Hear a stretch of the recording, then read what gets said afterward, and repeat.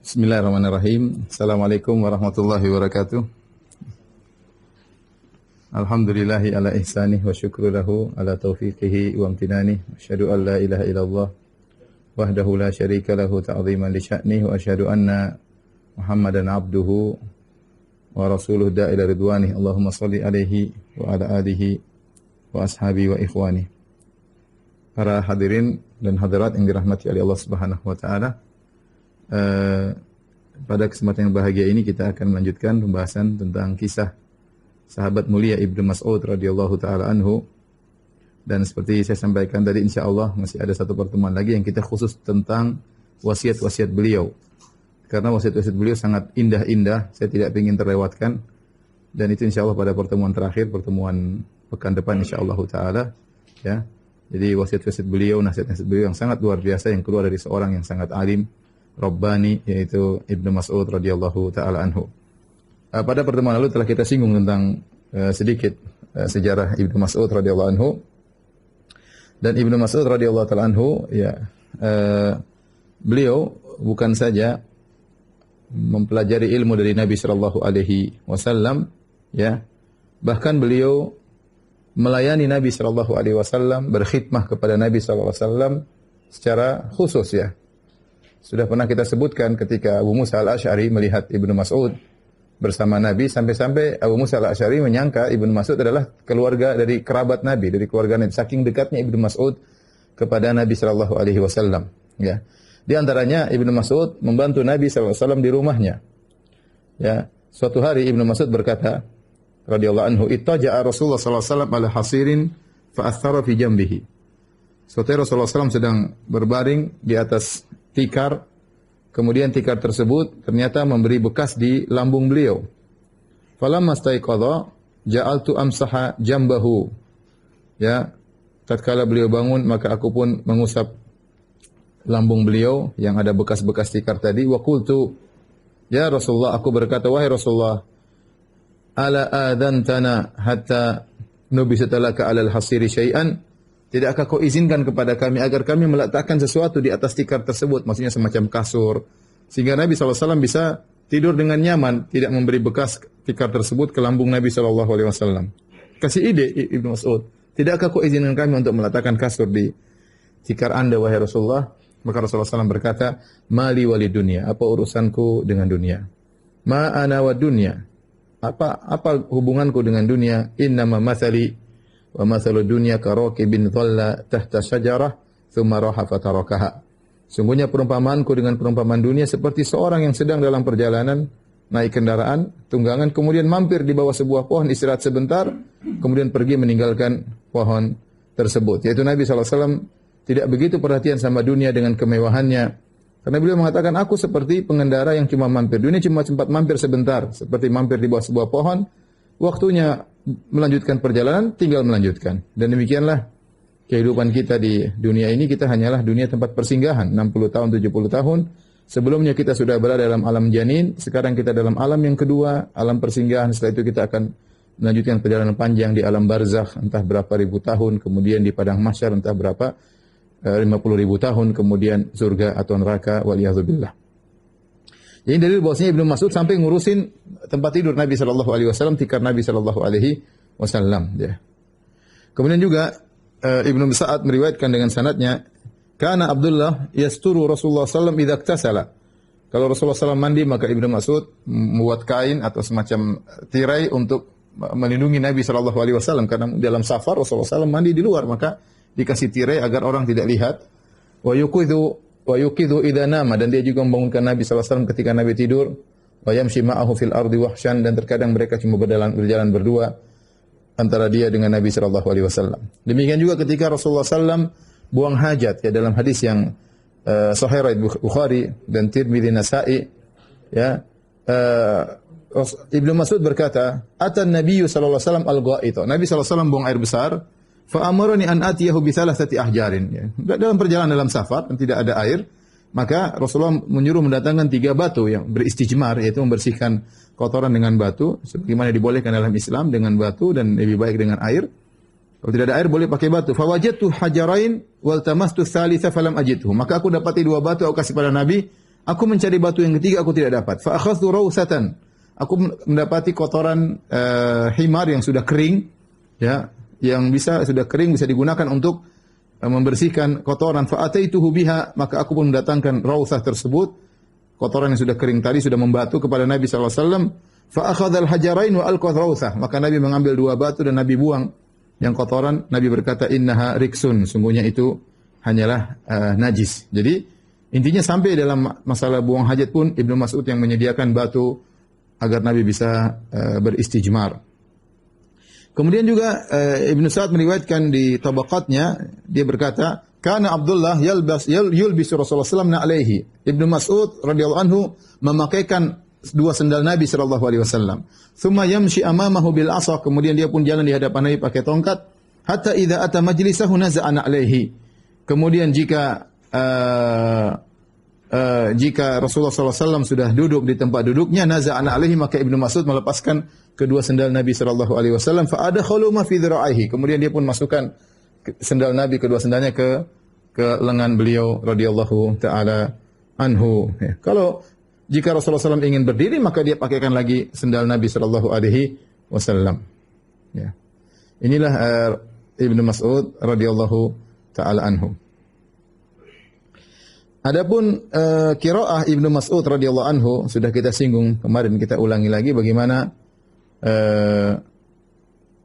bacaan Al-Qur'an dari Ibnu Mas'ud radhiyallahu taala anhu, di mana Ibnu Mas'ud pernah berkata, wallahi laqad akhadtu min fi Rasulillah sallallahu alaihi wasallam bid'an wa sab'ina surah. Demi Allah, sungguh aku mengambil langsung dari mulut Nabi sallallahu alaihi wasallam 70 sekian surat, ya.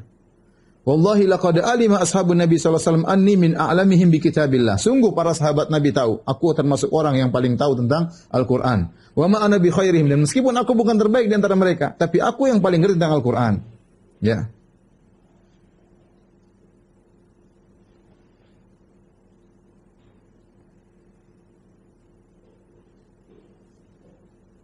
Taib. Ibnu Mas'ud, ya, juga memberikan banyak nasihat, ya. Di antaranya saya akan nukilkan sebagian sebelum insyaallah nanti kita nukilkan lebih lengkap pada pertemuan berikut insyaallah taala, ya. Di mana Ibnu Mas'ud radhiyallahu taala anhu, ya, beliau menasihati kaum muslimin untuk mencontohi para sahabat. Beliau berkata, "Innallaha nadhara fi qulubil ibad." Sesungguhnya Allah memandang kepada hati-hati para hamba manusia. Fa wajada qalba Muhammadin khairu qulubil ibad. Maka Allah mendapati hati Nabi sallallahu alaihi wasallam adalah hati yang terbaik. Fastafahu li nafsihi fabta'athahu risalati. Maka Allah memilih Nabi sallallahu alaihi wasallam untuk mendakwahkan risalahnya. Thumma nadhara fi qulubil ibad ba'da qalbi Muhammad. Setelah itu Allah melihat kepada hati-hati manusia setelah hati Rasulullah sallallahu alaihi wasallam. Fa wajada quluba ashabihi khairu qulubil ibad. Maka Allah mendapati hati-hati para sahabat adalah hati yang terbaik dari seluruh hamba. Faja'alahum wuzara'a nabiyhi. Maka Allah menjadikan para sahabat sebagai penolong-penolong nabinya. Yuqatiluna an dinihi. Para sahabat tersebut berperang untuk membela agama Nabi Muhammad SAW. Fama ra'al muslimuna hasanan fahuwa indallahi hasan. Maka apa yang dilihat oleh kaum muslimin suatu kebaikan, yaitu dipandang oleh para sahabat suatu kebaikan, maka itu sebuah kebaikan. Wa ma ra'au sayyi'an fahuwa indallahi sayyi'. Dan apa yang dilihat oleh para sahabat sebagai suatu keburukan, maka itu juga keburukan. Kemudian beliau juga berkata, "Man kana minkum muta'assiyan falyata'assa bi ashabi Muhammadin sallallahu alaihi wasallam." Barang siapa ingin meneladani, maka teladanilah para sahabat Rasulullah sallallahu alaihi wasallam. Fa innahum kanu abarra hadhil ummah quluban. Mereka adalah umat yang terbaik, ya. Adalah yang paling terbaik hati mereka. Dari umat ini yang paling terbaik hatinya siapa? Para sahabat. Wa a'maquha ilman, dan yang paling dalam ilmunya. Wa aqalluha takallufan, dan yang paling jauh dari memaksa-maksakan diri membuat-buat sesuatu yang tidak diajarkan oleh Nabi sallallahu alaihi wasallam. Wa aqwamuha hadiyan, dan mereka yang paling lurus petunjuknya, teladan mereka. Wa ahsanuha halan, dan yang paling indah kondisinya. Qauman ikhtarahumullah li suhbati nabihi, yaitu suatu kaum yang Allah pilih untuk menjadi sahabat nabinya. Wa iqamati dinihi, Allah pilih mereka untuk menegakkan agama Muhammad sallallahu alaihi wasallam, agama Allah. Fa'rifu lahum fadlahum, maka kenalilah keutamaan para sahabat. Wattabi'uhum fi atharihim, dan ikutilah, ya, jejak-jejak mereka. Fa innahum kanu 'alal hudal mustaqim, sungguhnya para sahabat berada di atas jalan yang lurus. Ibnu Mas'ud radhiyallahu taala anhu di zaman Umar bin Khattab radhiyallahu taala anhu, ya, beliau diangkat sebagai pengurus Baitul Mal, ya. Dan ini adalah pekerjaan yang berat karena membutuhkan ketakwaan kepada Allah Subhanahu wa taala, ya. Dan sudah pernah kita sebutkan Ibnu Mas'ud ketika dia belum masuk Islam pada pertemuan yang lalu, Rasulullah SAW pernah mendatanginya dan minta untuk dikasih susu ketika Ibnu Mas'ud sedang mengembalakan kambing-kambingnya milik Uqbah bin Abi Mu'aid. Kemudian Ibnu Mas'ud mengatakan, ini mu'taman, aku bukan pemilik kambing, aku hanya dipercayai dan aku tidak akan kasih susu kepada kalian. Itu dia sebelum Islam. Apalagi beliau sudah masuk Islam, apalagi sudah menjadi sahabat Rasulullah SAW. Maka ketika di zaman kekhilafahan Umar bin Khattab radhiyallahu taala anhu, maka Umar radhiyallahu anhu pun menjadikan Ibnu Mas'ud sebagai menteri keuangan atau penjaga harta kaum muslimin. Kata Harithah bin Mudharrib qala quri'a alaina kitab Umar. Dibacakan kepada kami surat perintah Umar. Jadi datang surat dari Umar dan mereka sedang berada di Kufah, Umar di Madinah radhiyallahu anhu. Maka dibukalah suratnya dan dibaca di hadapan khalayak, di hadapan rakyat. Inni qad ba'astu ilaikum Ammar bin Yasir amiran. Kata Umar mengirim Ammar bin Yasir dan Ibnu Mas'ud. Kata beliau, aku mengutus kalian kepada kalian Ammar bin Yasir sebagai amir kalian, amir Kufah. Wa Abdullah bin Mas'udin mualliman wa waziran. Dan aku mengutus Ibnu Mas'ud sebagai pengajar agama dan sebagai menteri keuangan. Wa innahuma min nujaba min ashabi Rasulullah sallallahu alaihi wasallam. Mereka berdua, Ammar bin Yasir dan Ibnu Mas'ud adalah unggulan-unggulan dari para sahabat Rasulullah sallallahu alaihi wasallam. Min ashabi Badar, mereka berdua pernah ikut perang Badar. Wa qad ja'altu Abdullah bin Mas'ud ala baiti malikum, dan aku menjadikan Ibnu Mas'ud sebagai penanggung jawab Baitul Mal, yaitu gudang harta kaum muslimin. Fata'allamu minhuma, maka belajarlah ilmu dari mereka berdua. Waqtadu bihima, dan teladanilah mereka berdua. Waqad athartukum bi Abdullah bin Mas'udin ala nafsi. Aku mengutamakan kalian. Perhatian perkataan Umar. Waqad athartukum, aku mendahulukan kalian dengan menyerahkan Ibnu Mas'ud kepada kalian daripada diriku sendiri. Artinya Umar bin Khattab membutuhkan Ibnu Mas'ud di Madinah karena dia memiliki ilmu yang luas. Tetapi demi kemaslahatan, saya lepas Ibnu Mas'ud untuk kalian daripada untuk diri saya sendiri. Dan ini ujian yang berat, yang luar biasa dari Umar bin Khattab kepada Ibnu Mas'ud. Kemudian disuruh untuk mengurus Baitul Mal kaum muslimin. Dan ini merupakan pekerjaan yang menunjukkan ketakwaan Ibnu Mas'ud radhiyallahu taala anhu. Taib. Kemudian Umar bin Khattab radhiyallahu taala anhu meninggal dunia, diganti oleh Utsman bin Affan radhiyallahu taala anhu, ya.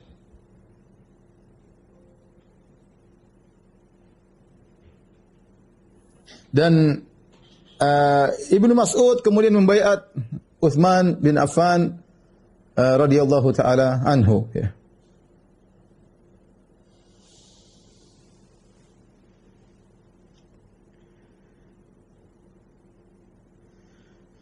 Dan hubungan antara Utsman bin Affan dengan Ibnu Mas'ud hubungan yang sangat indah, ya. Di antara hubungan tersebut saling kedekatannya. Jadi pernah Ibnu Mas'ud berhaji sama Utsman, dan Utsman sebagai khalifah tatkala itu. Khalifah kaum muslimin, dan Ibnu Mas'ud wafat di zaman kekhilafahan Utsman, ya. Utsman wafat tahun 35 Hijriah. Kemudian Ibnu Mas'ud 32 Hijriah. Jadi mereka bersahabat dan kemudian mereka haji bersama. Sementara Utsman sebagai khalifah, Ibnu Mas'ud sebagai rakyat, ya. Apa kata Alqamah bin Qais, muridnya Ibnu Mas'ud? Kuntu ma Abdullah, aku bersama Abdullah bin Mas'ud. Falaqiya Utsman bi Minan. Kemudian Utsman ketemu dengan Ibnu Mas'ud di Mina musim haji. Apa kata Ibnu Mas'ud?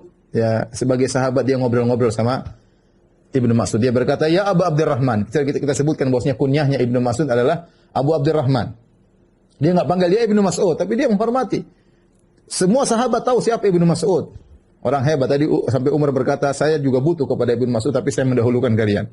"Ya Abu Abdurrahman, innali ilaika hajah." Coba, ini seorang khalifah dengan kata-kata yang lembut kepada Ibnu Mas'ud, karena yang diajak berbicara orang hebat dari kalangan para sahabat.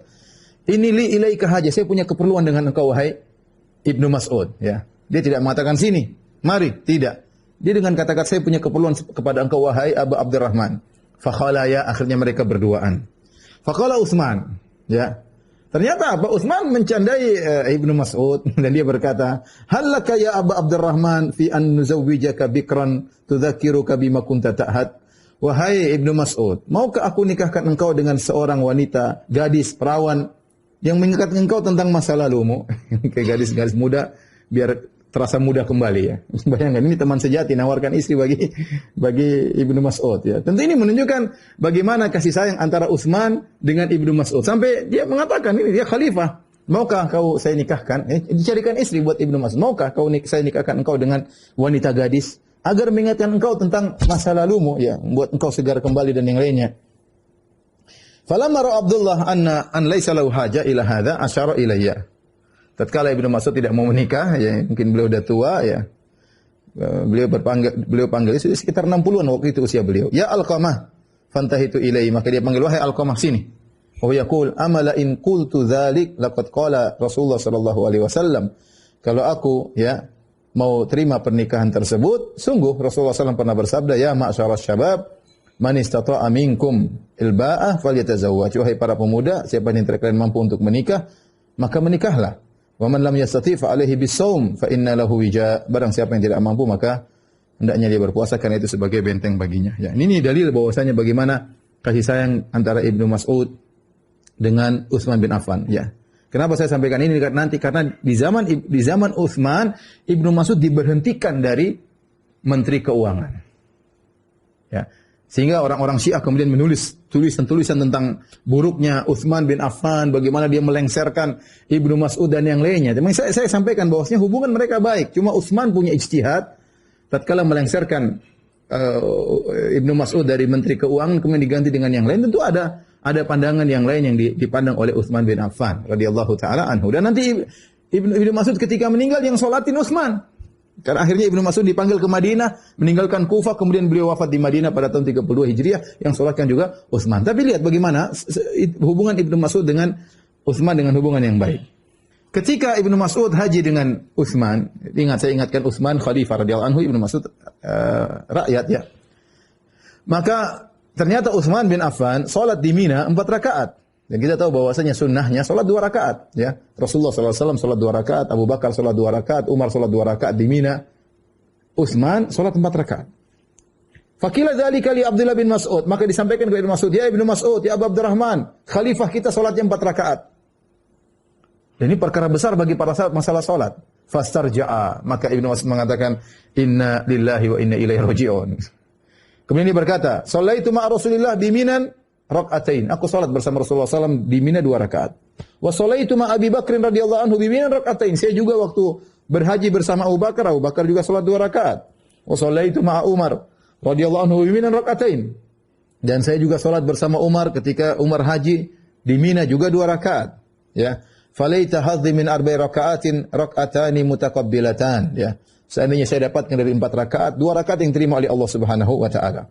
Dan jadi ini menunjukkan Ibnu Mas'ud semangat ingin agar bisa sholat 4 rakaat. Ya, sebagaimana mengikuti Nabi dan mengikuti Syaikhain yaitu Abu Bakar dan Umar. Ya, karena jauh berangkat dari Madinah, kemudian di Mekah, kemudian sholat 2 rakaat di Qasar ya. Tetapi kemudian ternyata Ibnu Mas'ud tidak mau menyelisihi ya, tidak mau menyelisihi Utsman bin Affan ya. Dan perkataan Ibnu Mas'ud kata Ibnu Hajar, "Falaita hadhi min arba'i raka'atin rakaatani mutaqabbilatan." Dia mengatakan seandainya saya salat 4 rakaat, saya berharap 2 rakaat diterima oleh Allah Subhanahu wa taala. Kata Ibnu Hajar yang menunjukkan Ibnu Mas'ud memandang bahwasanya kalau orang sedang bersafar seharusnya 2 rakaat, tapi kalau dia salat 4 rakaat boleh. Sunnahnya 2 rakaat, tapi kalau dia salat 4 rakaat dengan itmam dengan sempurna boleh. Maka dan ini mazhab sebagian sahabat, di antaranya Utsman bin Affan. Di antaranya Aisyah radhiyallahu taala anha ya. Di antaranya Aisyah radhiyallahu taala anha. Adapun Utsman kenapa dia salat 4 rakaat di Mina? Maka banyak pendapat kenapa Utsman salat 4 rakaat ya. Ada beberapa pendapat di antaranya mereka mengatakan bahwasanya Utsman bin Affan ya punya keluarga di sana ya. Sehingga dia dianggap dia penduduk Mekah sehingga dia salat 4 rakaat. Ada yang mengatakan Utsman bin Affan khawatir Arab-Arab Badui yang datang yang baru masuk Islam, nanti kalau mereka di Mina mereka salat 2 rakaat, kemudian mereka pulang dari haji mereka menyangka Salat zuhur 2 rakaat, salat asar 2 rakaat, salat isya 2 rakaat. Maka Utsman tidak ingin mereka salah paham. Maka Utsman salat 4 rakaat. Ini pendapat. Tadi yang mengatakan Utsman kenapa salat 4 rakaat? Karena Utsman merasa dia tinggal yang salat 2 rakaat adalah yang berjalan kemudian berhenti kemudian melanjutkan perjalanan. Adapun Utsman ya beliau berpendapat beliau mampir di Mekah lama, kemudian beliau salat di Mina, maka beliau salat 4 rakaat. Intinya ada takwilan-takwilan dari Utsman bin Affan radhiyallahu taala ijtihad beliau. Dan intinya pendapat yang paling kuat bahwasanya salat qashar bagi orang musafir 2 rakaat hukumnya sunnah muakkadah, sangat dianjurkan namun tidak wajib. Namun tidak wajib. Di antara hal yang menunjukkan tidak wajib, para sahabat sebagian mereka salat 4 rakaat ya. Dan di antaranya Utsman bin Affan, di antaranya Aisyah radhiyallahu taala anha. Dan di antaranya adalah Ibnu Mas'ud ngikutin Utsman. Kemudian dalam riwayat yang lain, kunna ma Abdullah bin Mas'ud bi jama' falamma dakhala masjid Mina ya. Tatkala kami masuk di Masjid Mina faqala kam shalla Amirul Mukminin? Subhanallah. Ibnu Mas'ud bertanya, Amirul Mukminin yaitu Utsman, berapa rakaat dia salat? Qalu arba'an. Utsman salat 4 rakaat. Fa shalla arba'an, maka Ibnu Mas'ud juga salat 4 rakaat. Faqulna, kami berkata, alam tuhadditsuna anna Nabi sallallahu alaihi wasallam rakaatain wa Abu Bakar rakaatain? Faqala bala, ya Ibnu Mas'ud. Bukankah Anda telah pernah menyampaikan kepada kami hadis bahwasanya Nabi salat di Mina 2 rakaat, Abu Bakar salat 2 rakaat? Kenapa Anda sekarang 4 rakaat? Bala, ana uhadditsukumuhu al'an. Benar, saya pernah sampaikan dan sekarang saya sampaikan juga. Nabi salat 2 rakaat, Abu Bakar salat 2 rakaat, Umar salat 2 rakaat, walakinna Utsman kana imaman. Akan tetapi sekarang jadi imam Amirul Mukminin adalah Utsman. Fama ukhalifuhu, aku tidak ingin menyelisihinya. Wal khilafu syarr, dan perselisihan adalah buruk. Ini fikih luar biasa dari Ibnu Mas'ud, meninggalkan sunnah demi untuk persatuan. Ya. Demi untuk persatuan. Seandainya solat 2 rakaat wajib, maka Ibnu Mas'ud akan tetap solat 2 rakaat. Tapi karena solat 2 rakaat hukumnya sunnah, 4 rakaat juga boleh. Maka dan sunnahnya 2 rakaat, maka Ibnu Mas'ud meninggalkan sunnah demi untuk menjaga persatuan di kalangan para sahabat. Ini fikih yang luar biasa dari Ibnu Mas'ud. Ini perlu kita perlukan di zaman sekarang. Terkadang kita meninggalkan perkara yang sunnah demi persatuan, apalagi perkara yang sekedar mubah, yang boleh. Ya, daripada terjadi pertikaian, daripada terjadi banyak komentar, udahlah kita tinggalkan. Ya, kita memahami kondisi masyarakat yang belum tentu bisa memahami. Bahkan ketika Abdurrahman bin Auf, ya sahabat senior juga datang bertemu dengan Ibnu Mas'ud, ya. Kemudian mempertanyakan masalah ini, ya. Kemudian berkatalah Abdurrahman bin Auf, ya. Aba Muhammad ghairu ma yu'lam, qala la, qala fama asna, ya. Maka Abdurrahman bin Auf mengatakan, fama asna, apa yang aku lakukan? Utsman salat 4 rakaat. Qala i'mal anta bima ta'lam. Ya. Kata Ibnu Mas'ud, apa yang aku lakukan? Maka Abdurrahman bin Auf mengatakan, lakukanlah apa yang kau ketahui. Ibnu Mas'ud mengomentari, al-khilafu syarr. Perselisihan adalah buruk. Wa qad balaghani annahu shalla arba'an fa shallaitu bi ashabi arba'an. Aku mendengar Utsman salat 4 rakaat, maka aku juga salat bersama grupku 4 rakaat. Maka Abdurrahman bin Auf berkata, qad balaghani annahu shalla arba'an fa shallaitu bi ashabi rakaatain. Abdurrahman bin Auf mengatakan, aku telah sampai kabar kepadaku bahwasanya Utsman salat 4 rakaat dan aku salat 2 rakaat. Wa amal an fa sawfa yakunu alladhi taqulu ya'ni nusalli ma'ahu arba'an. Tapi sekarang setelah kita diskusi, kata Abdurrahman bin Auf, saya akan salat 4 rakaat. Masya Allah, bagaimana Abdurrahman bin Auf akhirnya setuju dengan pendapat pendapat Ibnu Mas'ud radhiyallahu anhu untuk menyelisihi Amirul Mukminin agar tidak terjadi perselisihan. Dan ini menunjukkan bagaimana Ibnu Mas'ud yang tidak suka dengan adanya keributan dan berusaha untuk mempersatukan kaum muslimin dan tidak ingin menyelisihi pemimpin.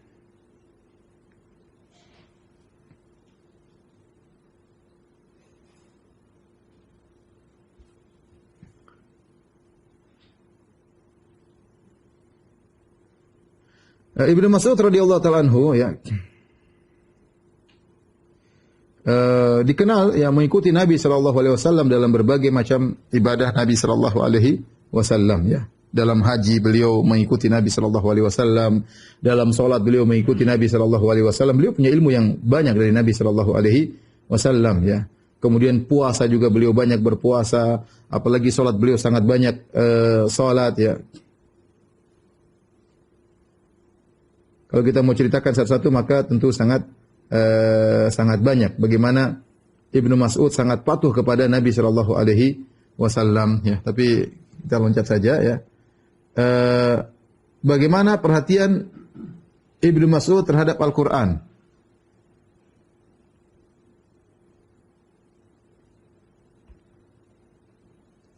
Beliau sangat banyak membaca Al-Quran. Ya. Beliau sangat banyak membaca Al-Quran. Di antaranya Ibnu Mas'ud, beliau bulan Ramadan, beliau khatam Quran setiap 3 hari. Adapun setiap selain bulan Ramadan, maka beliau khatamkan Al-Quran setiap sepekan. Ya. Tentu beliau banyak kesibukan di antaranya jadi Menteri Keuangan, mengurusi keuangan negara bukan perkara yang mudah, tetapi di tengah-tengah kesibukan beliau tetap bisa khatam Quran. Kalau Ramadan 3 hari sekali khatam Quran, adapun ketika hari-hari biasa maka setiap Jumat beliau khatam Quran, itu sepekan sekali. Abdullah bin Mas'ud ya, dikatakan tentang beliau, saudaranya meriwayatkan, "Kana idza hada'atil uyun qama fasami'tu lahu dawiyan ka dawiyin nahl." Ketika orang-orang semua sedang tidur, aku lihat saudaraku Ibnu Mas'ud ya, bangun kemudian dia salat malam, maka terdengar suaranya seperti suara lebah. Itu beliau baca Quran. Qama fasami'tu lahu dawiyan ka dawiyin nahli hatta yusbih. Beliau terus baca Quran sampai pagi hari dalam salat beliau ya.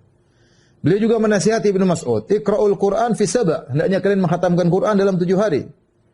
Wala taqra'uhu fi aqall min 3. Jangan kalian menghatamkan Quran kurang dari 3 hari. Ya, ini maksudnya ada supaya seorang kalau baca terlalu cepat dalam 3 hari mungkin kurang mengerti, kurang memahami tafsirnya. Maka beliau mengatakan 7 hari.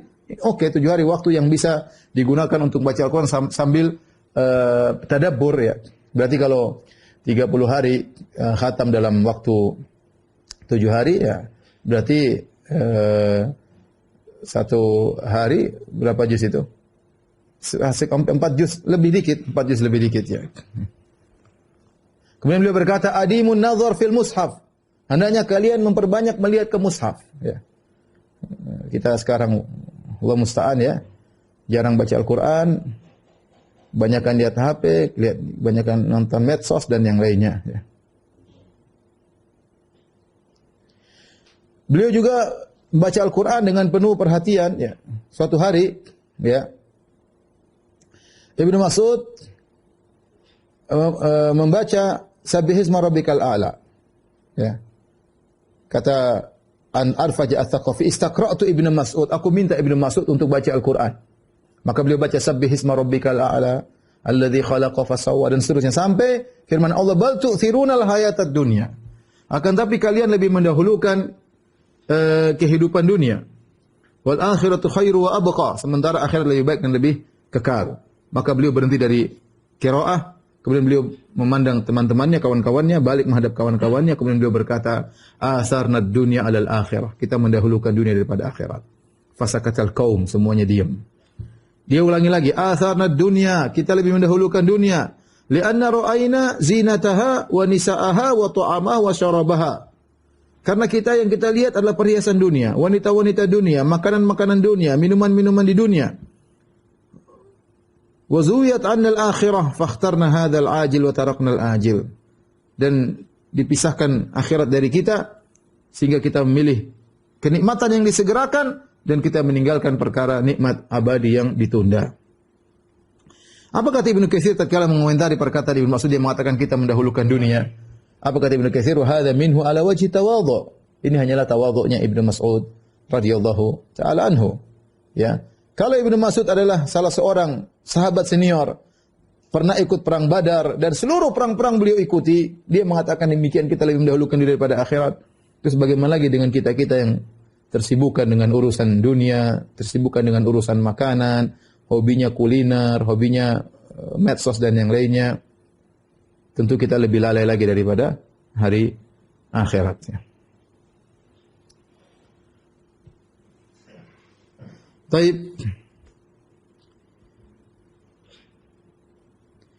banyak dalil tentang perhatian beliau tentang Al-Quran, tapi saya cukupkan tadi ya. Kemudian di antara nasihat beliau adalah tentang lisan, ya, tentang lisan. Kata Abu Ubaidah bin Abdullah, yaqul, ya, dia berkata, "Kana azizan ala Abdullah bin Mas'ud an yatakallama illa bi dzikrillah." Ibnu Mas'ud berat bagi dia untuk berbicara kecuali untuk berzikir. Beliau tidak banyak bicara. Ya.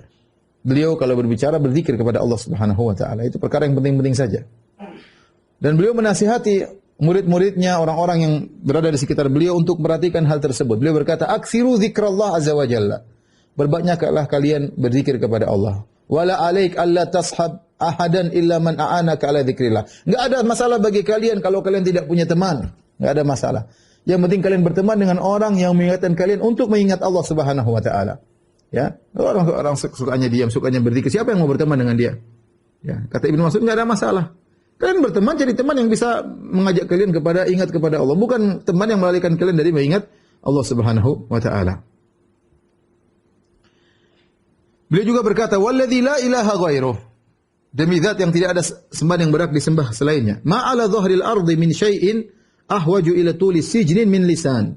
Tidak ada suatu pun di atas muka bumi ini yang paling dibutuhkan untuk dipenjara seperti lisan. Ini Ibnu Mas'ud bicara di zaman tersebut, zaman 30-an Hijriah. Sekarang sudah 1440 sekian. Ini 1400 tahun yang lalu. Ya. Beliau berkata, tatkala itu belum ada fitnah, belum ada medsos, belum ada macam-macam. Beliau berkata, "Walladzi la ilaha ghairuhu ma ala dhahril ard." Demi zat yang tidak ada sembahan selainnya, demi Allah Subhanahu wa taala, tidak ada di muka bumi ini yang paling butuh untuk dipenjarakan seperti lisan. Dan kita sekarang bicara seenaknya, komentar seenaknya, tulisan seenaknya, tulis status seenaknya, nyerang sana seenaknya, maki sana seenaknya. Ajib saya kalau lihat komentar-komentar, ajib ya. Orang bicara sembarangan ya. Yang tersebar yang baca mungkin 1.000 orang, mungkin dibaca 10.000 orang, yang baca mungkin 1 juta orang. Ya'udzubillah, ini urusannya panjang di akhirat. Urusannya panjang di akhirat. Makanya Rasulullah SAW mengatakan, "Al-muslim man salimal muslimuna min lisani wa yadihi." Seorang muslim sejati adalah kaum muslimin selamat dari lisannya dan tangannya, ya. Rasulullah menyebutkan lisan terlebih dahulu, dan ini benar-benar dipahami oleh para sahabat. Makanya Nabi mengatakan yang paling utama untuk ditahan di penjara lisan. Pena, tulisan, ketikan, hati-hati. Sekarang orang bebas menulis, bebas berkomentar, bebas memaki, bebas menuduh. Seakan-akan bahwasanya di balik ini semua tidak ada tanggung jawabnya, ada tanggung jawabnya. Kita ngomong orang saja tuduhan yang tidak benar, ini urusannya panjang. Kita akan disidang sama dia. Saya nuduh misalnya, oh si fulan ini begini, ya, taib. Oh ini ustadz ini begini, ya kalau kau punya hujah tidak apa-apa, jangan asal ngomong. Oh si fulan bilang begini, kalau tidak ada bahaya. Oh pejabat ini begini.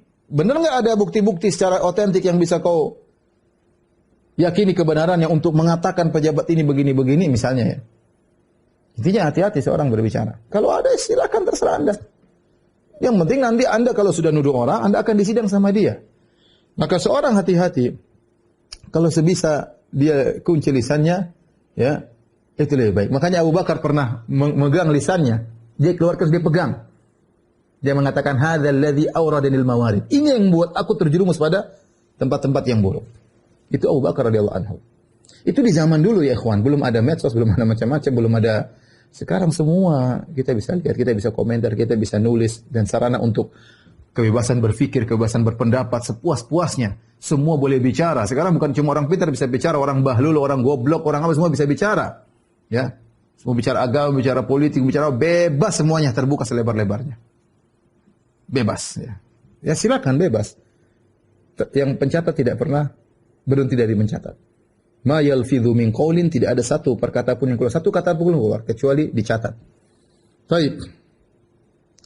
Ada perkataan beliau yang indah. Beliau berkata, ya, disebutkan bahwasanya dari Abu Wa'il, annahu irtaqa Safa. Beliau naik di atas bukit Safa, Ibnu Mas'ud, untuk perhatian terhadap lisan. Fa akhadha bi lisani, di depan di bukit Safa beliau pegang lisannya. Kemudian beliau berkata, didengar oleh banyak orang, "Ya lisanu, Kul khairan tagnam. Wahai lisan, ucapkanlah kebaikan, maka kau akan mendapat kebanyakan, banyak pahala, dapat ghanimah pahala itu, dapat keuntungan. Waskut an syarrin taslam. Diamlah dari keburukan, maka kau akan selamat. Min qabli an tandam, sebelum kau menyesal. Qala sami'tu Rasulullah SAW yaqul, sungguhnya aku mendengar Rasulullah SAW bersabda, aksaru khotoya bani Adam min lisanihi. Kebanyakan dosa-dosa anak Adam dari lisannya. Dan ini benar ya. Kita kalau tangan aktivitas terbatas, tapi kalau ngomong dalam waktu 1 menit kita bisa ngomong banyak, kita bisa maki banyak orang, kita bisa nuduh banyak orang dalam waktu 1 menit. Apalagi kita disuruh ngomong berorasi lama. Ya.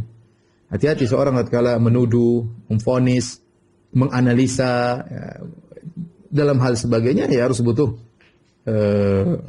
dalil. Kalau dia punya dalil silakan ucapkan dan dia siap disidang di hadapan Allah, enggak ada masalah ya.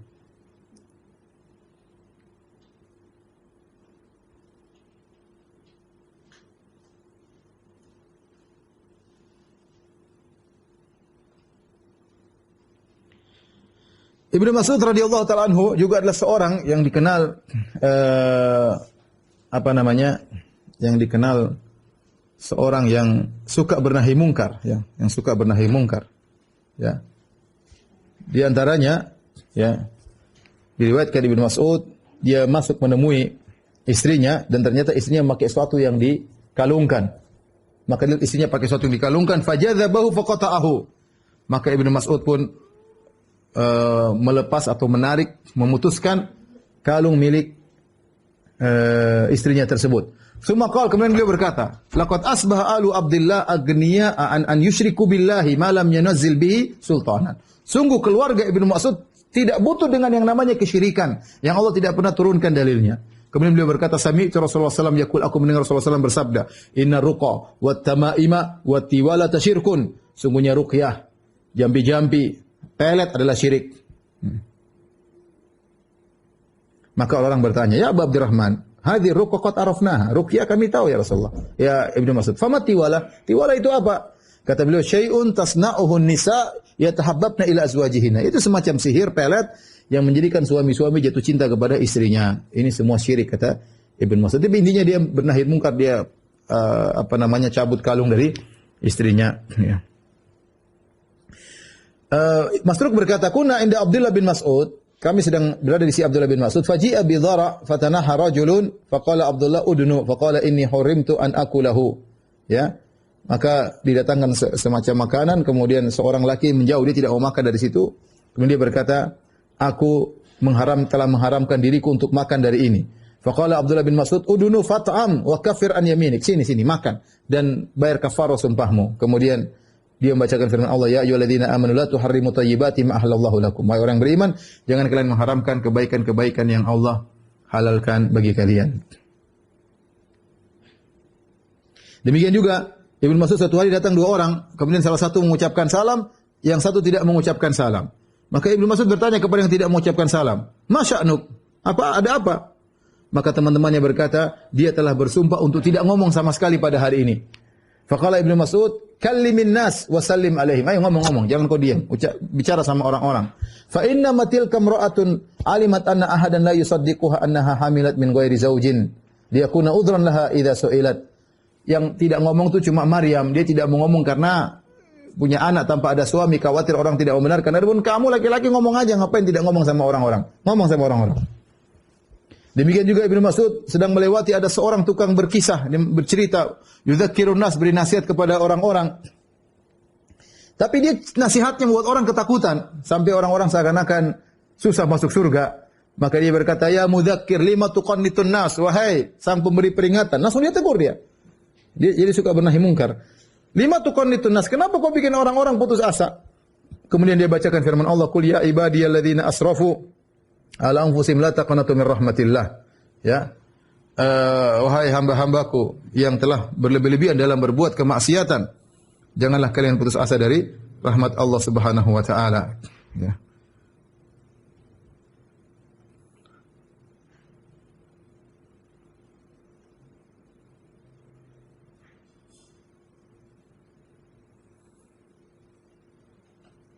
Taib, di antaranya ya, Ibnu Mas'ud mengingkari perbuatan orang-orang yang sedang berzikir berjamaah menyelisih sunnah Nabi sallallahu alaihi wasallam sebagaimana diriwayatkan oleh Ad-Darimi dalam sunannya ya. Dalam sunannya ya.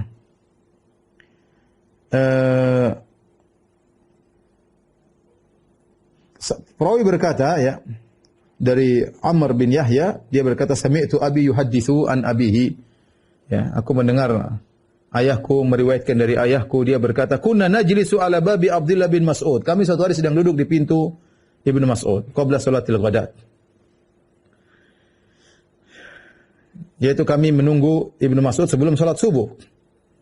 Menunggu dia keluar dari rumah. Fa idza kharaja masyayna ma'ahu. Kalau dia keluar dari rumah maka kami ikut. Mungkin untuk ilmu sambil bertanya-tanya mungkin. Fa kharajna masyayna ma'ahu ila al-masjid. Kami berjalan bersama dia menuju masjid. Fa ja'ana Abu Musa al-Asy'ari. Tiba-tiba datang kepada kami Abu Musa al-Asy'ari, seorang sahabat mulia Abu Musa al-Asy'ari yang Nabi pernah memujinya dengan berkata, "Laqad utita mizmaran min mazamiri ali Daud." Engkau telah diberikan suara indah sebagaimana suara-suara indahnya keluarga Daud. Bagaimana Nabi terpesona dengan bacaannya Abu Musa al-Asy'ari radhiyallahu taala anhu. Tetapi dibandingkan Ibnu Mas'ud lebih senior, Ibnu Mas'ud lebih alim daripada Abu Musa al-Asy'ari. Ketika kami sedang menunggu Ibnu Mas'ud keluar, Ibnu Mas'ud belum keluar nih. Tiba-tiba Abu Musa al-Asy'ari datang dan dia berkata, "Akhraja ilaikum Abu Abdurrahman?" Apakah Ibnu Mas'ud, Abu Abdurrahman sudah keluar? Qulna la ba'd, belum. Fajalasa ma'ana, maka dia pun duduk bersama kami. Subhanallah, bagaimana Abu Musa al-Asy'ari menghormati Ibnu Mas'ud. Hatta kharaja, sampai Ibnu Mas'ud keluar. Falamma kharaja qumna ilaihi jami'an. Tatkala dia keluar kami pun berdiri menuju Ibnu Mas'ud. Faqala Abu Musa, "Ya Abu Abdurrahman." Maka Abu Musa berkata, "Wahai Ibnu Mas'ud, inni ra'aitu fil masjidi anifan amran ankartuhu wa lam ara walhamdulillah illa khairan." Saya tadi melihat suatu kejadian di masjid yang aku mengingkarinya, tapi menurutku ya aku tidak melihat kecuali kebaikan. Faqala famahu, apa yang kau lihat yang kau ingkari? Itu suatu hal yang baru, tapi saya lihat menurut saya baik. Cuma Abu Musa al-Asy'ari gelisah, ini apa? Makanya dia perlu tanya kepada orang yang lebih alim daripada dia, Ibnu Mas'ud radhiyallahu anhu. Qala in ishta fasatarahu, kalau kau masih hidup kau akan lihat. Itu lihat sendiri nanti. Maka dia berkata, "Ra'aitu fil masjid qauman hilaqan julusan yantaziruna salata fi halaqatin rajulun. Fi kulli halaqatin rajulun." Aku melihat suatu kaum mereka berhalaqah-halaqah. Berkelompok-kelompok mereka sedang dalam kondisi duduk menunggu salat. Ya, dan di setiap halaqah ada seseorang. Wa fi aidihim hasan, dan di tangan-tangan mereka ada kerikil. Fayaqulu kabbiru mi'ah, maka sang pemimpin berkata, bertakbirlah 100 kali. Sabbihu mi'ah, bertasbihlah 100 kali. Fayusabbihuna mi'ah. Fayukabbiruna mi'ah. Ayo takbir 100 kali. Allahu Akbar, pakai kerikil 100 kali. Allahu Akbar, sampai 100 kali. Habis kerikilnya.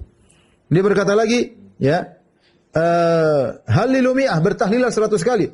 La ilaha illallah, la ilaha illallah, la ilaha, rame-rame. Ya. Kemudian, sabbihu mi'ah, bertasbihlah 100 kali. Maka mereka rame, subhanallah, subhanallah, subhanallah. Ibnu Mas'ud berkata kepada Abu Musa al-Asy'ari, "Famadza qulta lahum?" Tadi kau lihat mereka, apa yang kau katakan kepada mereka? Qala ma qultu lahum syai'an. Aku tidak mengucapkan sama sekali. Intidhara ra'yik, aku nunggu pendapat. Subhanallah. Ya, dia tidak terburu-buru, dia bilang saya tunggu pendapatmu. Aku tunggu pendapatmu. Aw intidhara amrik, atau saya tunggu perintahmu. Qala afala amartahum an ya'uddu sayyi'atim. Kenapa kau tidak langsung bilang mereka, hitung saja keburukan-keburukanmu. Hitung saja keburukan-keburukan kalian. Wa dhaminta lahum an la yadhi'a min hasanatihim, dan kau jamin kalau kalian hitung-hitung keburukan kalian, maka aku jamin keburukan kalian tidak akan hilang, ya. Tsumma madha fa madayna. Kemudian Ibnu Mas'ud berjalan menuju masjid.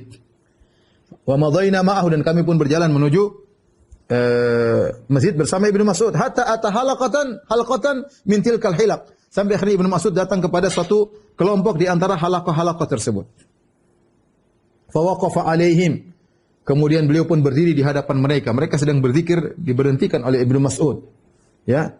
Ibnu Mas'ud kemudian berkata, "Ma hadzal ladzi arakum tasnaun?" Apa ini yang aku lihat kalian sedang lakukan?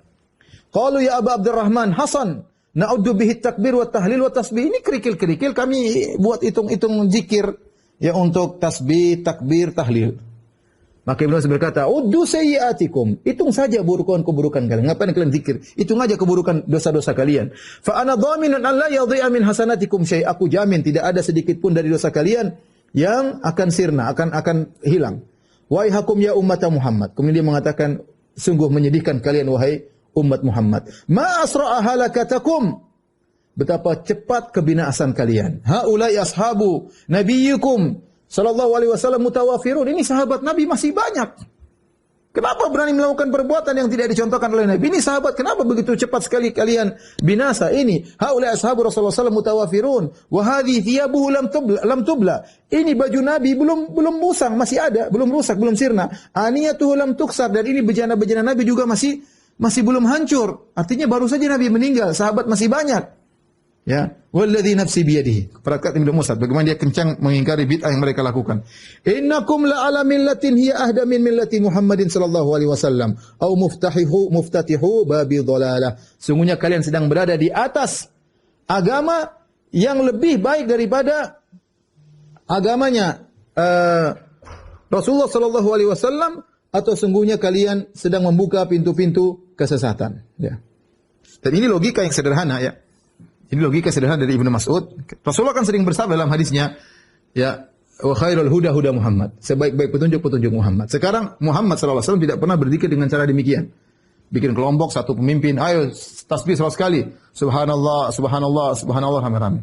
Ayo takbir 100 kali. Allahu akbar. Tidak pernah. Maka yang kalian bikin ini baru, cuma dua kemungkinan. Kalian telah mendatangkan agama baru, ajaran baru yang lebih baik daripada ajarannya Muhammad. Logika sederhana. Atau kemungkinan kedua, kalian menyelisihi, membuka pintu-pintu kesesatan. Sederhana. Innakum, perhatikan. Kata beliau, ya. Innakum la ala millatin hiya ahda min millati Muhammad. Kalian sekarang sedang berada di atas agama yang lebih baik daripada agama Muhammad.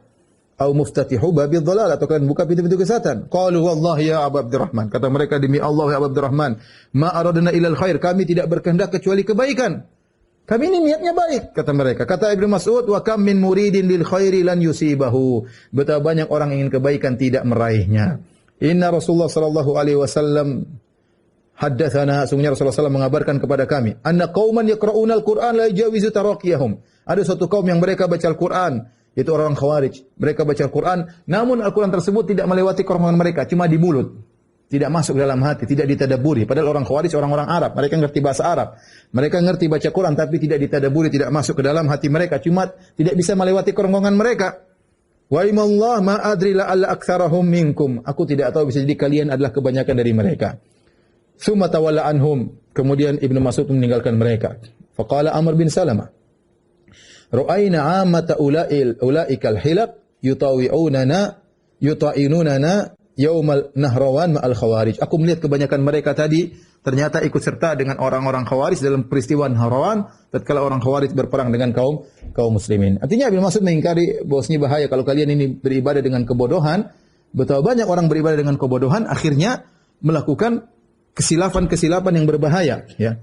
Ya, di antaranya seperti yang mereka lakukan, ya. Sebagaimana perkataan Ibnu Sirin rahimahullah, beliau berkata, perhatikan ini pentingnya menuntut ilmu. Beliau berkata, Ibnu Sirin, dinukil oleh Ibnu Abdul Bar dalam kitabnya Al-Istidhkar. Beliau berkata, inna qauman taraku talabal ilmi wa mujalasatil ulama. Ada satu kaum, mereka meninggalkan menuntut ilmu. Dan mereka tidak mau duduk dengan para ulama. Wa akhadhu fis salati wa siyami. Hatta yabisa jaldu ahadihim ala adhumihi. Dan mereka kemudian mulai rajin salat, mulai rajin puasa, tidak mau menuntut ilmu.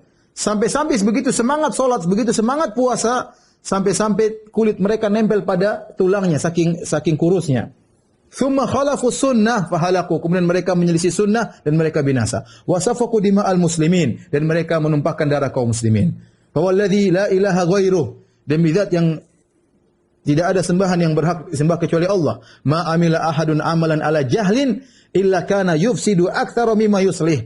Tidaklah seorang melakukan suatu perbuatan di atas kejahilan kecuali kerusakan yang dia lakukan ditimbulkan lebih besar daripada kebaikan yang dia lakukan.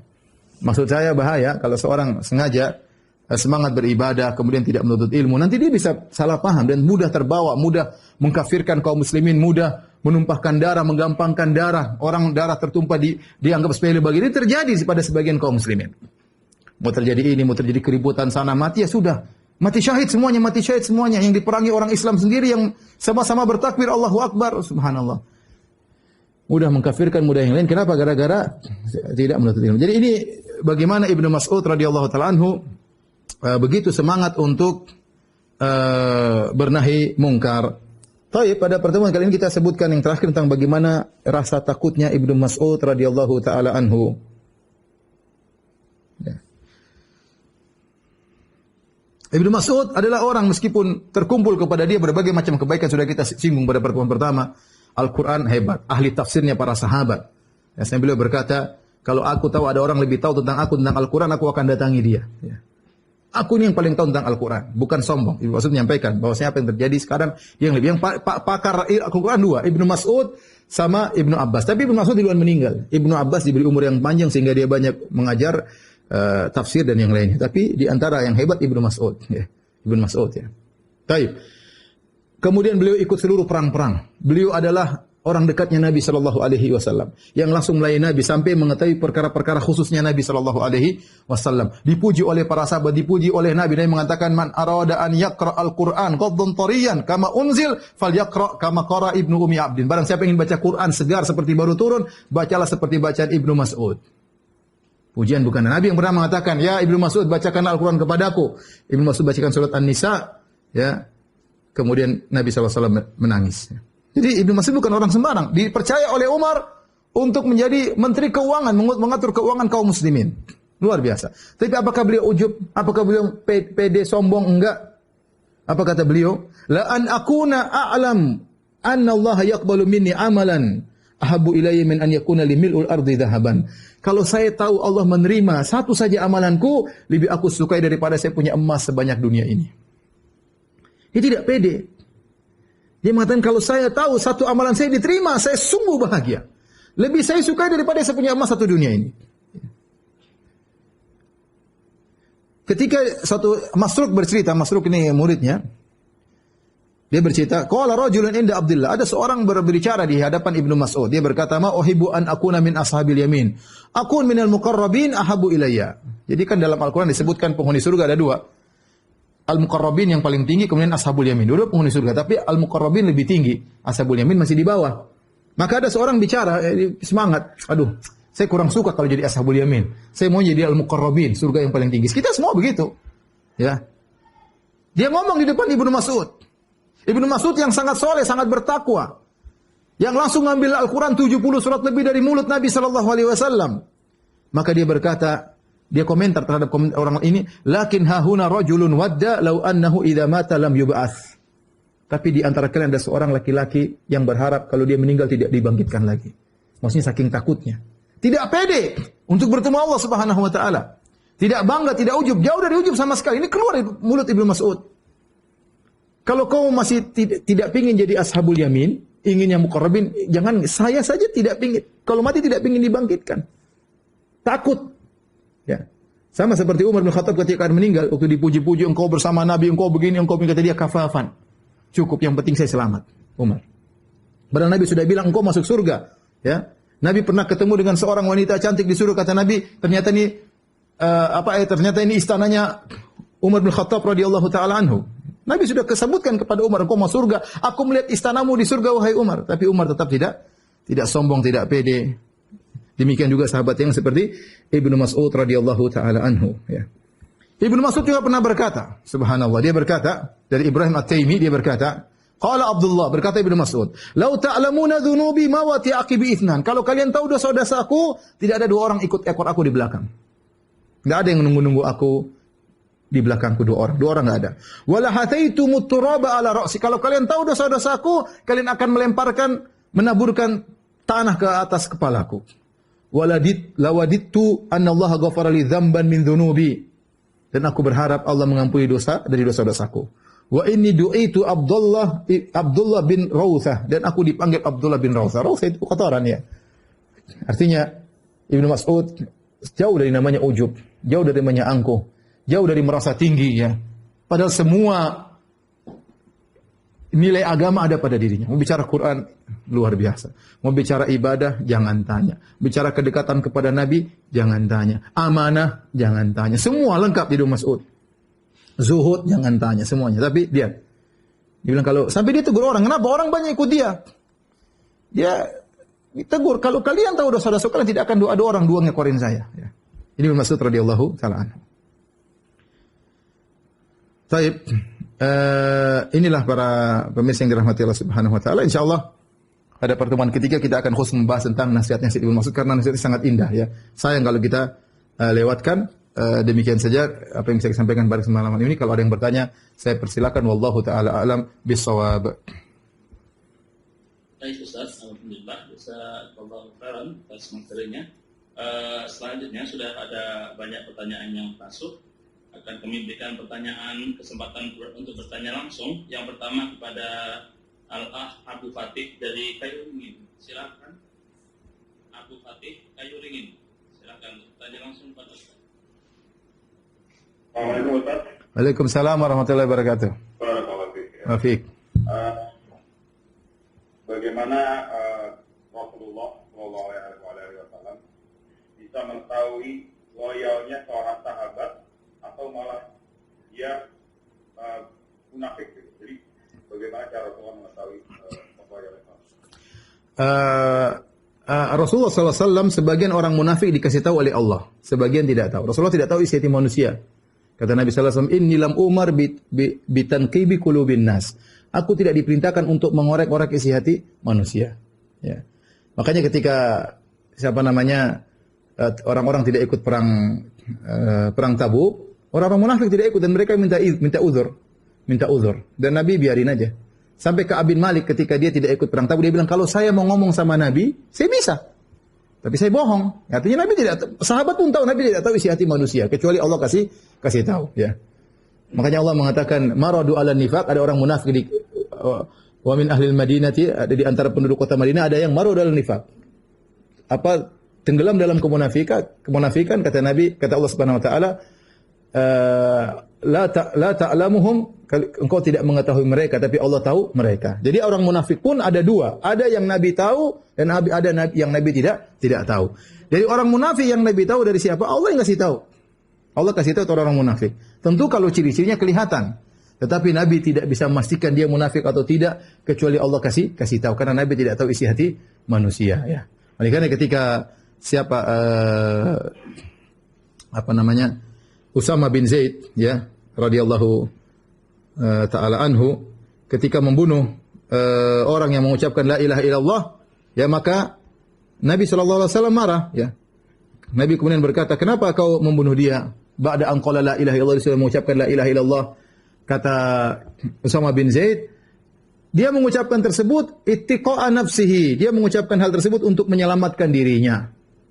Kata Rasul, hal syaqaqta an qalbi, kau sudah buka hatinya? Kau tahu dia mengucapkan itu untuk menyelamatkan diri karena sebagaimana pernah saya sampaikan bahwasanya Usama bin Zaid ketika itu berperang, kemudian ada seorang kafir yang dia luar biasa membunuh kaum muslimin, dikejar oleh Usama bin Zaid. Ketika dikejar bersama seorang Ansari, tiba-tiba mau dibunuh, dia padahal dia sudah bunuh kaum muslimin banyak, tiba-tiba dia berkata la ilaha illallah karena dia tahu mengucapkan la ilaha illallah selamat. La ilaha illallah. Akhirnya Ansari mau bunuh enggak jadi. Oh, ini ucapan la ilaha illallah. Usama enggak, dia tikam aja, bunuh selesai. Hal ini sampai kepada Nabi.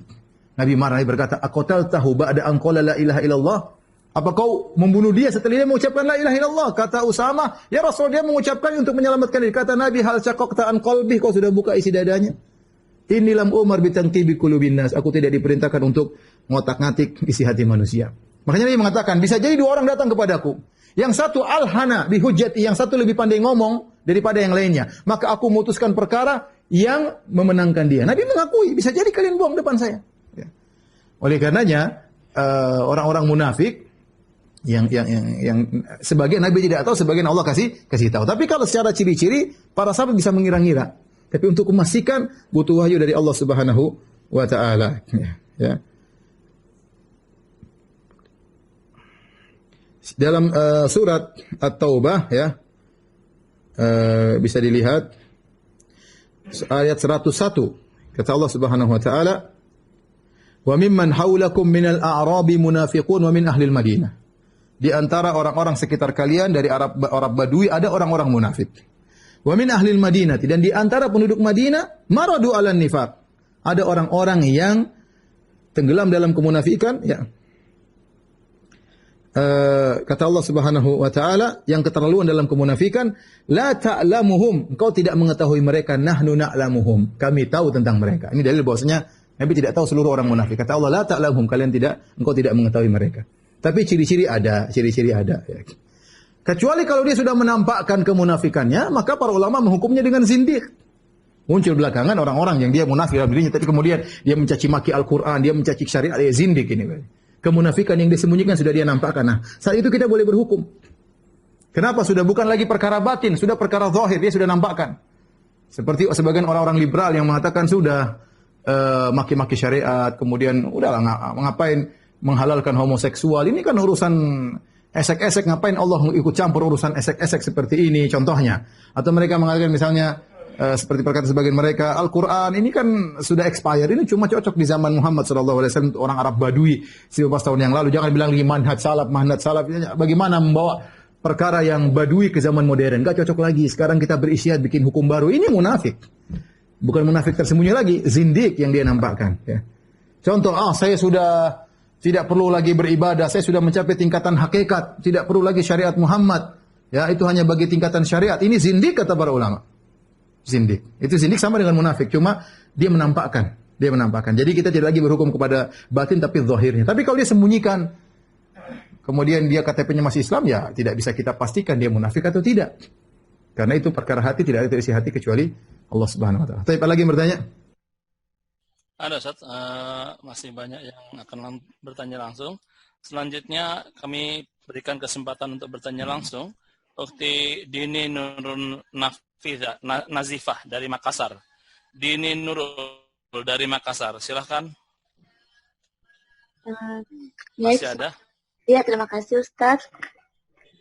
Saya ingin bertanya, kalau misalnya kan kita mau tahajud, terus kadang kita melaksanakan 2 rakaat, terus besoknya lagi 4 rakaat. Tapi maksudnya tidak teratur 4 rakaatnya, Ustaz, apakah boleh? Iya, jadi tidak masalah. Salat tahajud, kata Rasulullah SAW, salatul lail masna. Salat tahajud, salat malam 2 rakaat. Sebisa mungkin, kalau bisa 11 rakaat, 8 rakaat sama 3 witir yang terbaik. Mau lebih daripada itu juga boleh. Yang benar, salat malam tidak ada batasannya. Kurang daripada itu 4 juga boleh. Witir 1 rakaat, boleh 2 rakaat, salat malam 3 rakaat, witir. Bebas, nggak ada masalah. Ya, tapi kalau kita bisa continue seperti Nabi SAW 11 rakaat, itu yang terbaik. Tapi seandainya tidak bisa selalu 11 rakaat, berubah-ubah bilangannya, nggak ada masalah. Karena itu kelapangan yang syariat berikan. Wallahu a'lam bishawab. Bisa. Baik Ustaz. Cukup ya. Kita berikan kesempatan kepada yang lain. Selanjutnya dari RH, silahkan. Dari RH.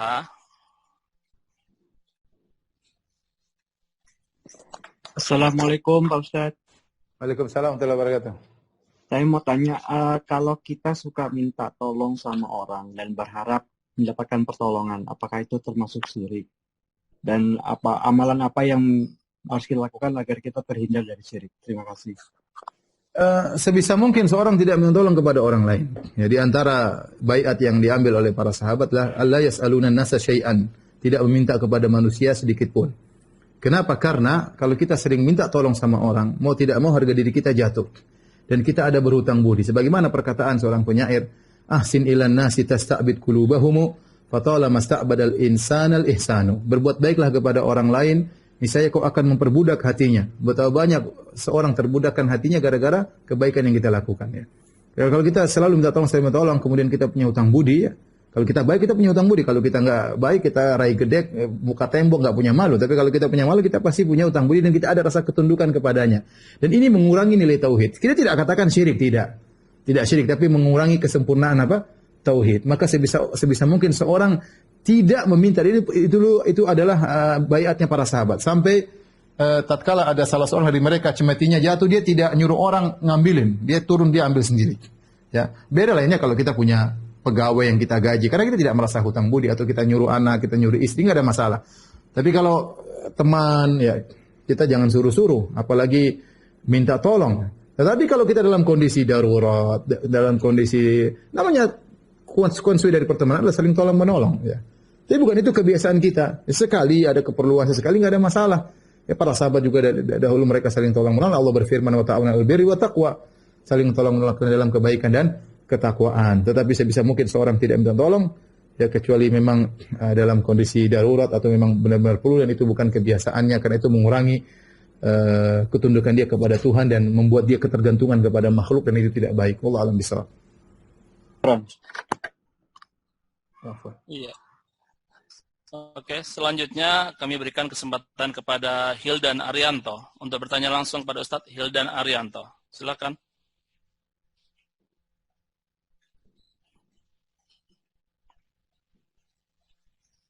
Hildan Arianto, Mas Nona, monitor. Oke, saya bacakan Ustadz. Ustadz, apakah boleh orang yang terkena sihir cara mengobatinya dengan cara diruqyah dengan bantuan jin? Lagi rame nih, Ustaz. Ngapain? Ruqyah rukun juga kayaknya, Ustaz. Ngapain bantuan jin? Kalau itu baik, itu sudah dilakukan oleh para sahabat. Nabi SAW dulu banyak jin-jin sampai minta Nabi berdakwah kepada para jin. Sampai disebut dengan Lailatul Jin, malam jin. Itu Nabi sampai sahabat, siapa yang ikut saya mau berdakwah ke para jin. Nabi diundang para jin ngisi kajian. Saya belum pernah. Tetapi Nabi datang ngisi kajian sama para jin, menyampaikan bacakan ayat Al-Quran. Terkadang mereka datang dengan diam-diam, terkadang Nabi datang memenuhi panggilan mereka. Ya. Tapi Nabi tidak pernah minta tolong sama mereka. Dalam perang Badar, kalau memang jin-jin, Nabi panggil, ayo para jin, ayo lawan tuh Abu Jahal. Abu Goblak tangkap kakinya, masukkan pasir ke dalam hidungnya. Enggak pernah Nabi demikian gitu. Itu congornya masukin nama. Enggak pernah Nabi ngomong demikian. Nabi juga tidak pernah dalam perang Uhud, padahal Nabi bilang terdesak, punya pasukan jin. Bahkan istrinya kalungnya hilang, Nabi tidak pernah panggil jin. 2 kali Aisyah kalungnya hilang. Radhiyallahu ta'ala. Nabi suruh para sahabat cari kalung tersebut sampai pagi enggak ketemu. Ternyata kalungnya di bawah onta. Ketika onta Aisyah berdiri baru ketahuan apa? Kalungnya. Ya. Onta pun tidak pernah ngomong sama Nabi, ada kalung di bawah saya. Ya. Jadi maksud saya, bukan kebiasaan kita minta tolong kepada makhluk yang gaib. Ustaz, dia jin muslim. Baik, ente tahu dari mana jin muslim? Zohirnya, gimana zohirnya? Jin itu gaib sejak kapan jadi makhluk zohir? Nggak ada. Jadi ya, wahuwa kadzub. Ya. Kata Nabi SAW, wahuwa kadzub. Ya. Dan dia sering berdusta. Ya. Walau jin kita sering dengar orang, meruqyah, kemudian ngobrol sama jin. Itu bukan kebiasaan para salaf. Ruqyah berdakwah, suruh keluar, nggak mau terbakar. Ini ngobrol, nanti jinnya ngomong sampai lama. Oh, saya dulu ketemu Ibnu Taimiyah. Oh, saya dulu ketemu 3000, umur saya sudah 3000 tahun. Allah, gimana ini jin? Mau ketemu zaman sahabat, ketemu Nabi Musa. Gini ngomong jin. Oh, saya sudah masuk Islam. Ngapain ngobrol sama jin? Ente dakwah itu, ente dakwah, kalau nggak mau keluar, ente bacain sampai dia terbakar. Kalau nggak mau keluar ya sudah, resiko. Tapi kemudian panggil jin minta tolong. Ini buka pintu. Saya bilang bahaya. Ya. Bahaya. Kita nggak tahu kapan kita dikelincirkan oleh jin. Bahaya. Dan itu bukan cara salaf dalam meruqyah, ya. Alhamdulillah banyak ruqyah berhasil tidak pakai cara-cara seperti itu. Maka tidak perlu kita menggunakan cara-cara seperti itu. Wallahu a'lam bishawab. Ada pertanyaan yang bagus dari Ahjim Liludin, silahkan, tentang medsos. Silakan Ahjim Liludin. Ya, baik. Assalamualaikum warahmatullahi wabarakatuh. Waalaikumsalam warahmatullahi wabarakatuh. Mau tanya Ustadz tentang medsos ya. Taruh cari dulu dari mana ya. Ngomong-ngomong, Zoom ini termasuk medsos atau bukan? Nih, meeting saat ini. Oh, meeting ya, bukan medsos ya. Medsos ya. Meeting sosial. Ya, Pak Ustadz. Tadi kan Pak Ustadz bilang tentang tulisan-tulisan kita mungkin menghujat atau perkataan-perkataan kita menghujat di medsos kepada para pemimpin kita, mungkin kepada pemerintah, atau mungkin kepada orang-orang yang kita mungkin nggak bisa bertemu langsung dengan mereka. Nah, itu bagaimana cara tobat dari perkataan kita atau tulisan kita tersebut yang kurang baik di medsos? Ila alladziina tabu wa aslahu. Kalau kita berbuat kesalahan berkaitan dengan hak orang lain, maka kita harus minta maaf kepada mereka. Kalau tidak mungkin kita minta maaf, maka karena kenapa ikhwan? Maksudnya banyak hal yang kita ikut nimbrung, kita tidak punya ilmu tentangnya, hanya sedengar katanya dan katanya. Ya.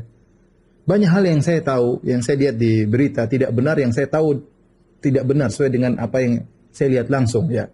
Ya, ada juga sebaliknya, yang benar dijadikan bagus, ada yang buruk dijadikan bagus, ada yang baik dijadikan buruk. Artinya tatkala saya tidak tahu apa yang saya ucapkan ini benar-benar 100% itu benar, saya tidak mau ikut-ikutan.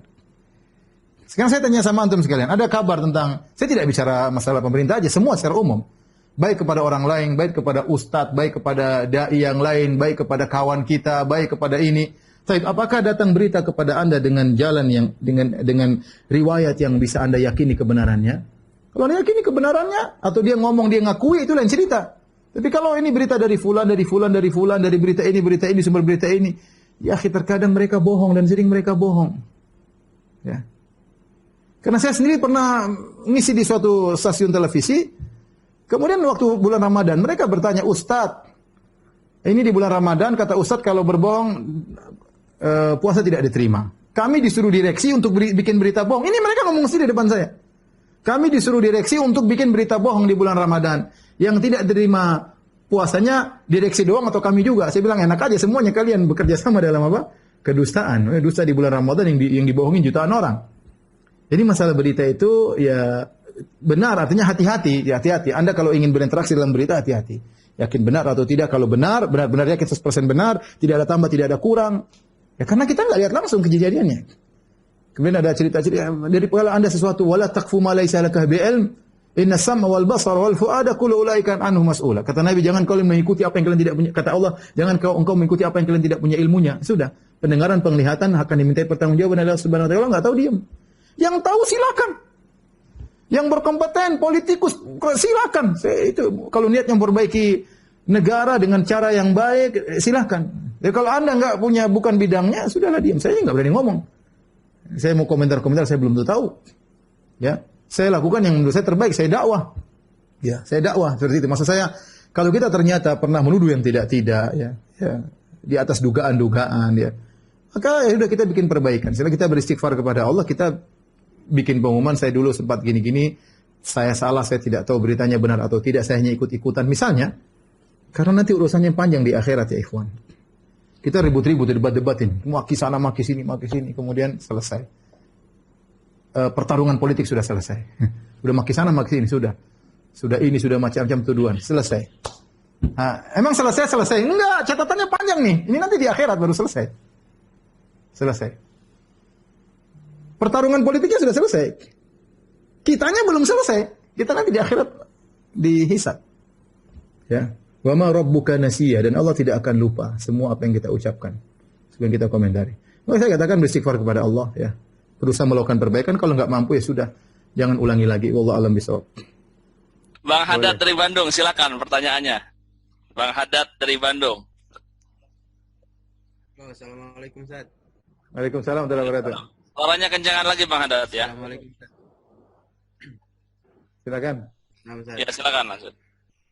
Ustaz, bagaimana toleransi yang benar dalam Islam, Ustaz? Toleransi adalah kita menghargai mereka, artinya memberi kebebasan mereka non-muslim untuk melakukan ibadah yang mereka lakukan. Ini toleransi yang dicontohkan yang terbaik adalah toleransi Nabi sallallahu alaihi wasallam. Nabi sallallahu alaihi wasallam tinggal di kota Madinah. Pertama datang Nabi tinggal di sana ada 3 komunitas. Komunitas orang-orang munafik dengan 3 baninya, 3 kabilahnya, Bani Qainuqa, Bani Nadir dan Bani Quraidah. Kemudian komunitas orang-orang musyrikin yang dipimpin oleh Abdullah bin Ubay bin Salul ketika mereka belum masuk Islam. Mereka baru masuk Islam tatkala tahun 2 Hijriah setelah perang Badar, baru orang munafik baru masuk Islam. Dari musyrik jadi munafik. Tapi sebelumnya mereka musyrik. Kemudian ada kaum Ansar.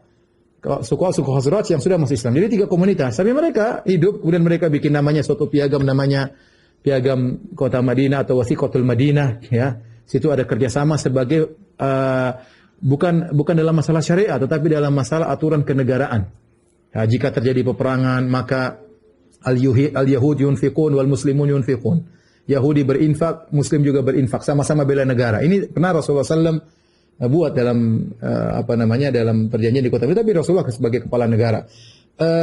Kemudian orang-orang Yahudi dibiarkan oleh Nabi untuk menjalankan aktivitasnya, bahkan aktivitas ibadahnya. Tapi Nabi dakwahi mereka. Itulah toleransi yang Nabi berikan. Kita pun mencontohi Nabi SAW. Jadi kita sekarang tinggal di negara Islam, di situ ada agama-agama selain Islam, ada beberapa agama. Maka kita berbuat baik kepada mereka dan Allah telah mengatakan la yanhakumullahu 'anil ladzina lam yuqatilukum fid din wa lam yukhrijukum min diyarikum an tabarru wa tuqsitu ilaihim. Allah tidak melarang kalian untuk berbuat baik kepada mereka, untuk berbuat adil kepada mereka selama mereka tidak memerangi agama kalian, selama kalian tidak diusir oleh mereka dari negeri kalian. Sungguhnya Allah mencintai orang-orang yang bersikap adil. Oleh karena Nabi SAW punya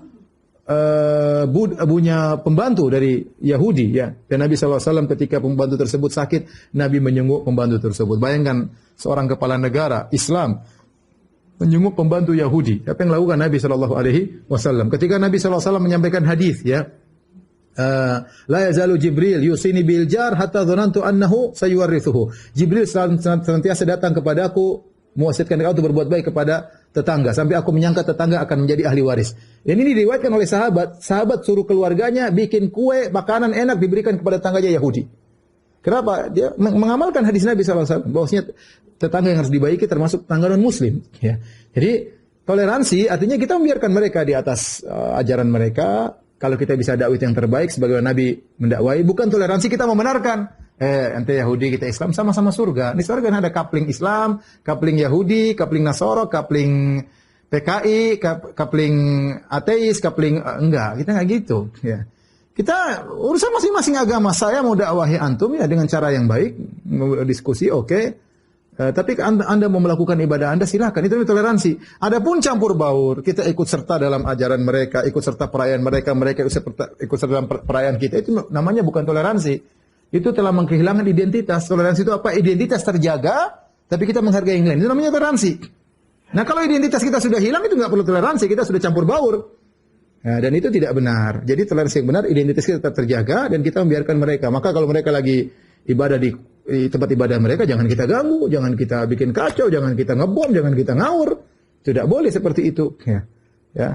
Jadi itu toleransi dan itu sudah difatwakan oleh Majelis Ulama Indonesia dan fatwanya yang lama bahwasanya kita bekerja sama sebagai anggota negara, ya, saling bahu-membahu untuk kepentingan nasional.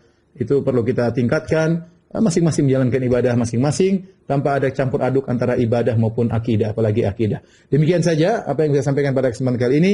Semoga bermanfaat kepada Bang Pitung dan kawan-kawan sekalian. Semoga kita bertemu lagi di pekan depan. Kita lanjutkan tentang wasiat-wasiat Ibnu Mas'ud secara khusus. Ya, saya ulangi. Insyaallah kita lanjutkan pertemuan ketiga tentang wasiat-wasiat Ibnu Mas'ud radhiyallahu taala anhu. Wabillahi taufiq wal hidayah. Assalamualaikum warahmatullahi wabarakatuh. Waalaikumsalam warahmatullahi wabarakatuh.